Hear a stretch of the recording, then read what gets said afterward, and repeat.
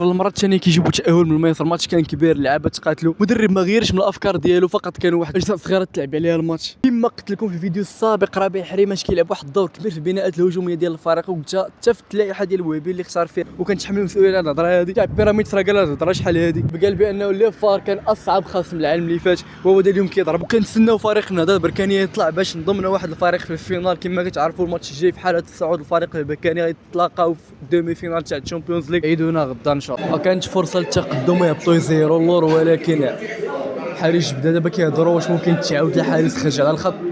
نتسناو شنو غادي يوقع في الدقائق القادمه.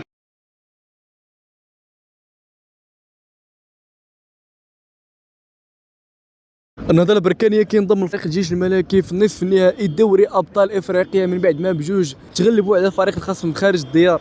ماتش ما كان فيه ما يتشاف، البركانيه ما بانش بداك الوجه اللي كان كيتسنى عليه الجمهور المغربي. الفريق السوداني ايضا شي ما فيه ما يتشاف، ماتش ملعوب في الادغال. ماتش اليوم الفريق البركاني الاجواء ماشي ديال الكره، والحمد لله على غير المتوقع. وشحال هادي ما شفنا بحال هكا جوج ديال الانديه المغربيه كيتلاقاو في الادوار المتقدمه من دوري ابطال افريقيا، وغتكون عندنا مواكبه بالليل كاس الاتحاد الافريقي، ماتش تاع فريق اولمبيك اسفي وداد البيضاوي على الاياب. كازا ماتش غادي يكون صعيب، ولكن كتوقع شخصيا كنشوف فريق الوداد انحياز. حنا كمغاربه كان يعني اللي طلع خصو يدير كاس بطبيعه الحال. ولكن كراي شخصي الوضعيه اللي كيعيشها فريق اولمبيك اسفي حاليا والتعادل اللي كان في الدار ديالو ليه الماتش يكون صعيب في كازا، وغالبا كنشوف فريق وداد البيضاوي ولا غادي يربح. ونعم فريق اولمبيك اسفي كيقصي فريق الوداد البيضاوي، تفقاتل في اخر الدقائق خلى الوداد ما يمكنش يسجل جوج بيوت في اخر المباراه. نعم قبل الفيديو كنا توقعنا الوداد، ولكن البطاقه الحمراء بعثرات كلشي. كنتمناو اسفي يديو هذا الكاس ويخليو اللقب مغربي.